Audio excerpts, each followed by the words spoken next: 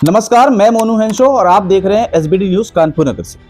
अयोध्या में राम मंदिर प्राण प्रतिष्ठा के 2 दिन बाद ही ज्ञानव्यापी मामले में एएसआई की सर्वे रिपोर्ट आने से फिर से घमासान मचा हुआ है।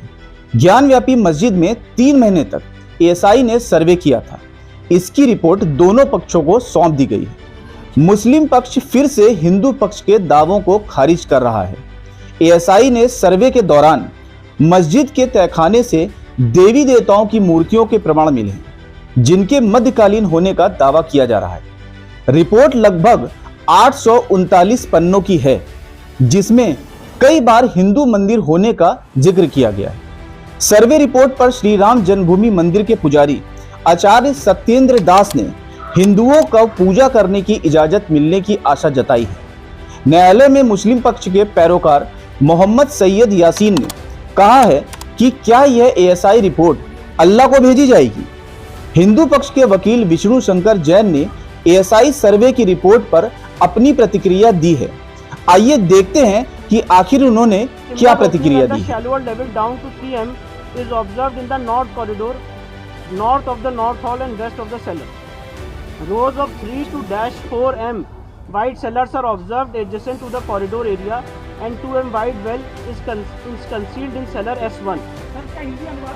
इसका हिंदी अनुवाद यह है कि एएसआई को अपने जीपीआर सर्वे में जो 6 पॉइंट उन्होंने उसमें लिखा है, उसमें उन्होंने लिखा है कि रो 3-4 m में जो वाइड सेलार्स हैं, उसमें कॉरिडोर के बगल में एक चौड़ा कुआं, एक वेल होता हुआ जीपीआर सर्वे में उनको दिखा है। अब प्री एग्जिस्टिंग स्ट्रक्चर पे एएसआई ने डिटेल फाइंडिंग दी है, वो मैं आपको पढ़ के बता रहा हूँ। Based on the scientific studies and observations on the central chamber and main entrance of the pre existing structure in existing structure, मतलब एएसआई ये कह रहा है कि सेंट्रल चेंबर और main entrance of the pre existing structure में एक existing structure है, वेस्टर्न चेंबर और वेस्टर्न वॉल में है, reuse of pillars and pilasters of pre existing structure in existing structure. मतलब ऐसा ये कह रहा है कि जो पहले का स्ट्रक्चर था एक हिंदू मंदिर का, उसी के पिलर्स को रीयूज यहाँ पे किया गया, दोबारा इस्तेमाल किया गया। एएसआई ने माना है कि वहाँ पर हिंदू स्ट्रक्चर है, एक प्री एग्जिस्टिंग स्ट्रक्चर है।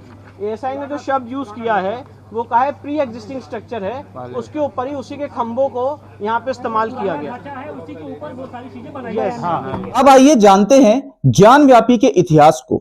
ज्ञानव्यापी उत्तर प्रदेश के बनारस में स्थित है। इतिहासकारों का मानना है कि 1194 में मोहम्मद गौरी ने काशी स्थित मंदिर को तुड़वा दिया था। फिर से जब मंदिर बना लिया तो 1447 में जौनपुर के सुल्तान महमूद शाह द्वारा मंदिर को फिर से तुड़वाया गया।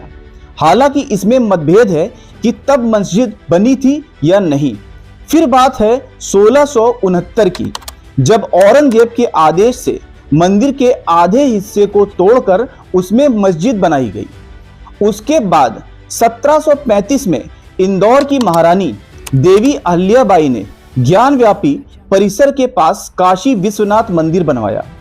ज्ञानव्यापी मस्जिद का पहला जिक्र 1883 से 1884 के राजस्व दस्तावेजों में जामा मस्जिद ज्ञानव्यापी के तौर पर किया गया है। फिर आता है कि 1809 का दौर, जब हिंदू समुदाय के लोगों द्वारा ज्ञानव्यापी मस्जिद को उन्हें सौंपने की मांग की गई।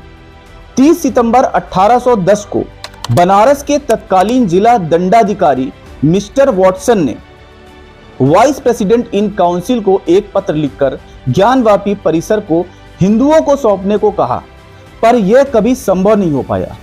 1984 में विश्व हिंदू परिषद ने मंदिर बनवाने के लिए राष्ट्रव्यापी अभियान चलाया और उसके बाद 1991 में हिंदू पक्ष ने मस्जिद और संपूर्ण परिसर ने सर्वेक्षण और उपासना के लिए अदालत में याचिका दायर की।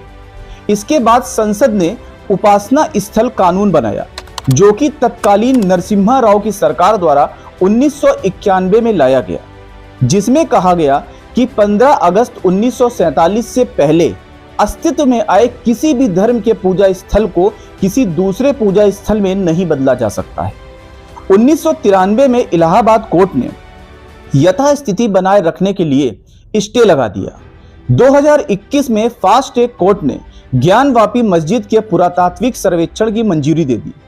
कथित मस्जिद और नए विश्वनाथ मंदिर के बीच 10 फीट गहरा कुआं है जिसे ज्ञानवापी कहा जाता है। कहा जाता है कि इसी कुएं के नाम पर ज्ञानवापी मस्जिद का नाम पड़ा। ऐसा कहा जाता है कि स्कंद पुराण में कहा गया है कि भगवान शिव ने त्रिशूल से यह कुआं बनाया था।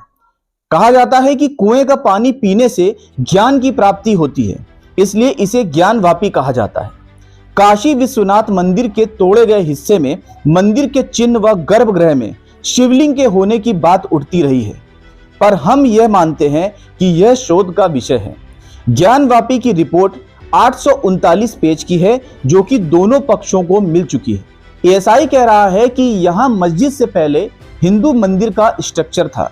अब आगे क्या होगा यह तो भविष्य में ही पता चलेगा, परंतु जो भी हो वो मानवता की भलाई व राष्ट्र हित में हो, हम ऐसी कामना करते हैं। इसी के साथ आपसे अलविदा लेता हूं और फिर से मिलते हैं एक नए एपिसोड में। तब तक के लिए नमस्कार, अल्लाह हाफिज।